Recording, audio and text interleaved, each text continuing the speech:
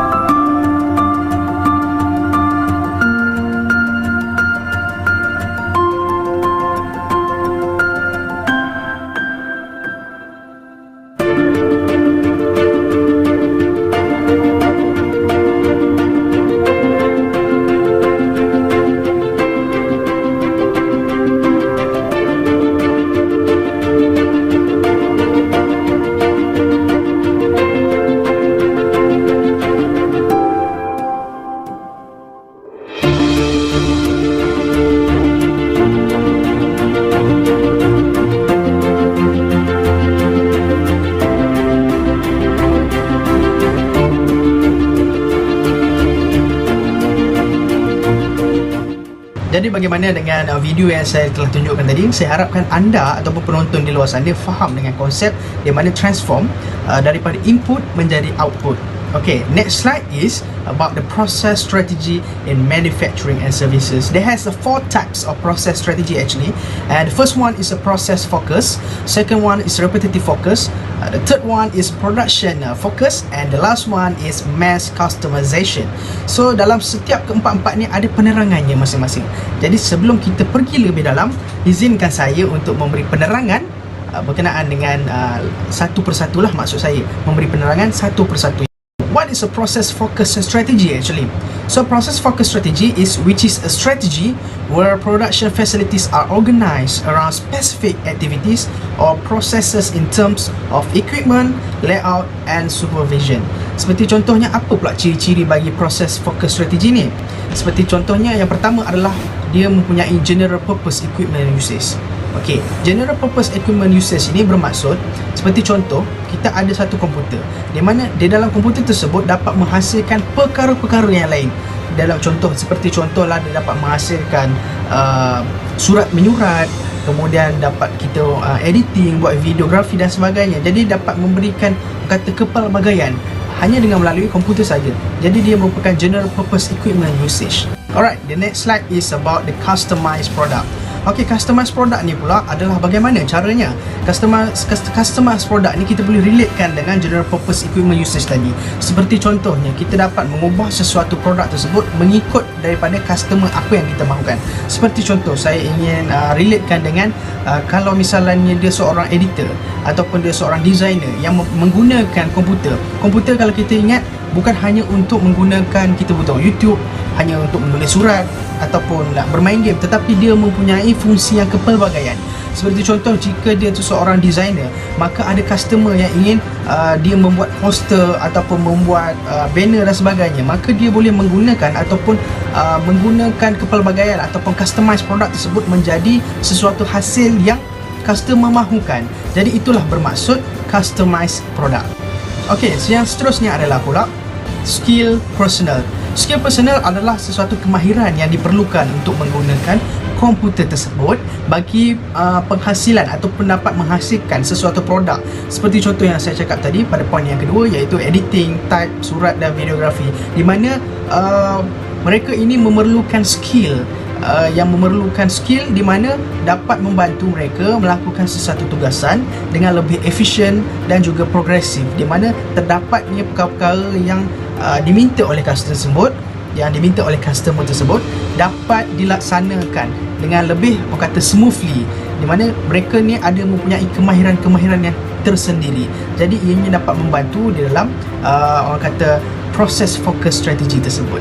Okay, yang last sekali adalah jumble production flow, which is each product takes a different road through the process. Product flow is jumble, di mana jumble ini bermaksudnya sesuatu pekerjaan ataupun sesuatu tugasan yang terlalu banyak dalam satu masa ataupun dalam satu jangka masa yang sama, memerlukan satu pekerjaan yang perlu dibuat pada waktu yang sama.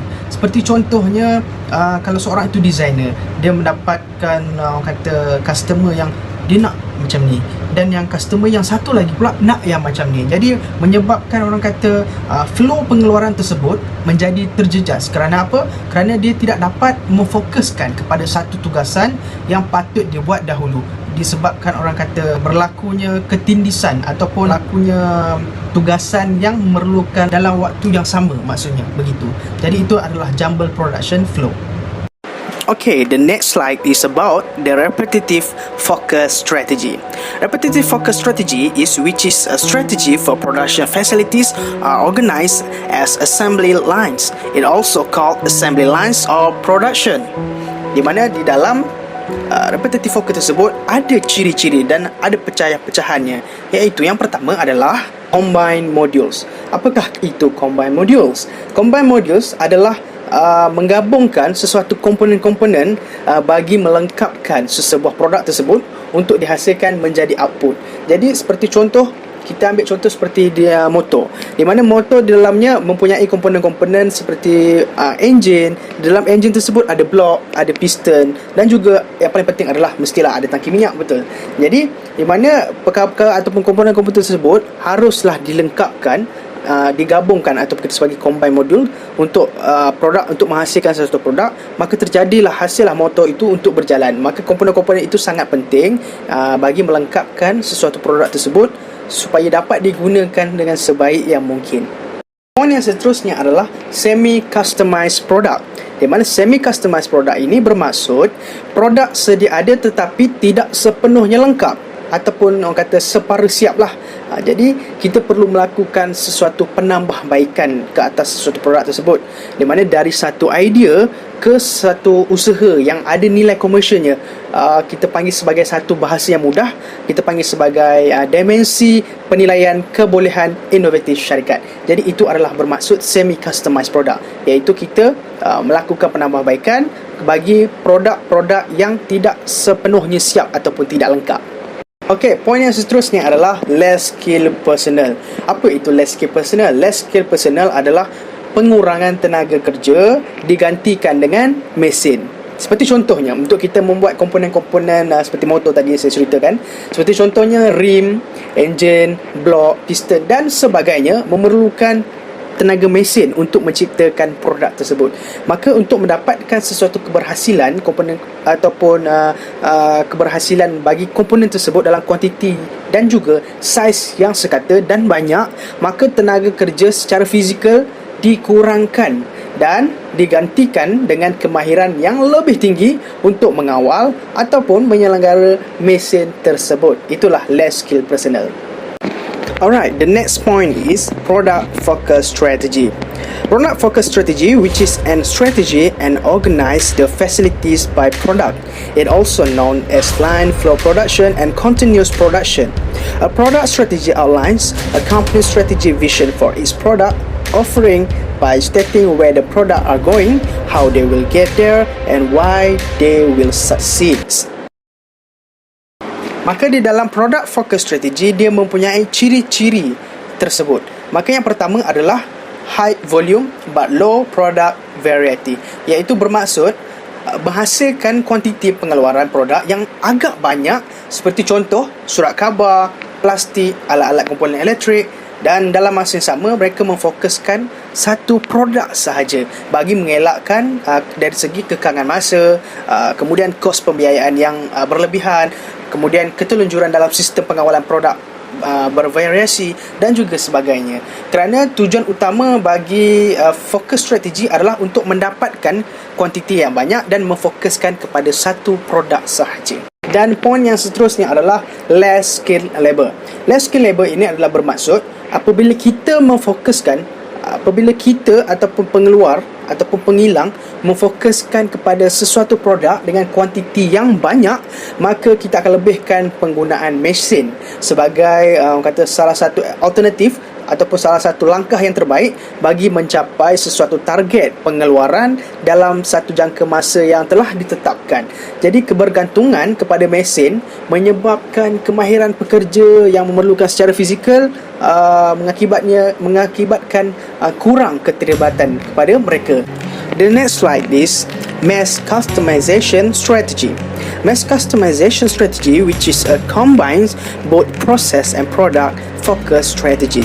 It is also a marketing and manufacturing technique that combine the flexibility and personalization of custom-made product with the low unit cost associated with mass production. Jadi di dalam mass customization strategy juga terdapat beberapa ciri di dalamnya. Yang pertama adalah large quantities, large variety of product. Apakah maksudnya? Maksudnya adalah bermaksud menghasilkan produk dengan kuantiti yang besar, seperti contohnya makanan segera, mi, kilang perabot dan juga sanitizer yang memerlukan kuantiti yang agak tinggi dan mempunyai sumber-sumber ataupun variety yang sangat besar. Seperti contoh kalau dalam mi, mereka juga boleh memproducekan pelbagai jenis-jenis mi yang boleh kita dikira sebagai output. Dan juga seperti kilang perabot tidak hanya memfokuskan kepada kerusi semata-mata. Jadi dia memerlukan variety yang sangat besar dan juga kuantiti yang sangat besar untuk menghasilkan perabot tersebut. Seperti contoh, selain daripada kerusi, seperti contoh almari, meja dan sebagainya. Dan juga seperti sanitizer. Kalau kita tengok sekarang ni, sanitizer merupakan salah satu perkara ataupun asas yang sangat penting dalam kehidupan kita bagi memastikan diri kita dalam keadaan yang selamat daripada sebarang jangkitan ataupun sebarang kuman yang akan menginggap di tangan kita. Jadi sanitizer dikilangkan secara kuantiti yang sangat tinggi, di mana permintaan, demand dan supply and demand meningkat dalam pada waktu keadaan kita pada waktu sekarang. Jadi sanitizer dihilangkan dan diproducekan dengan pelbagai-bagai jenis variety, dan ada yang dari kecil, ada dari besar, ada yang jenama begini, ada jenama begitu, ada yang jenis wangi ini dan sebagainya. Jadi itulah bermaksud large quantity, large variety of product. Poin yang seterusnya adalah efficient production flow.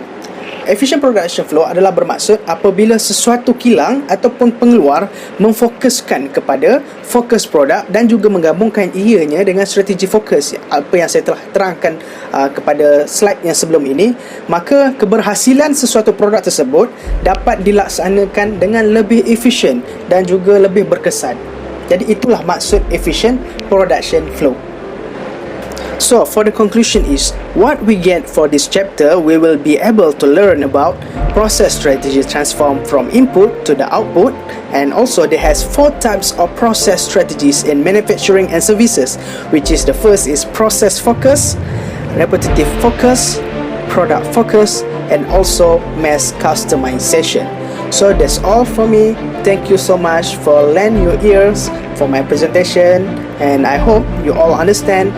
Dan juga terima kasih. Assalamualaikum warahmatullahi wabarakatuh.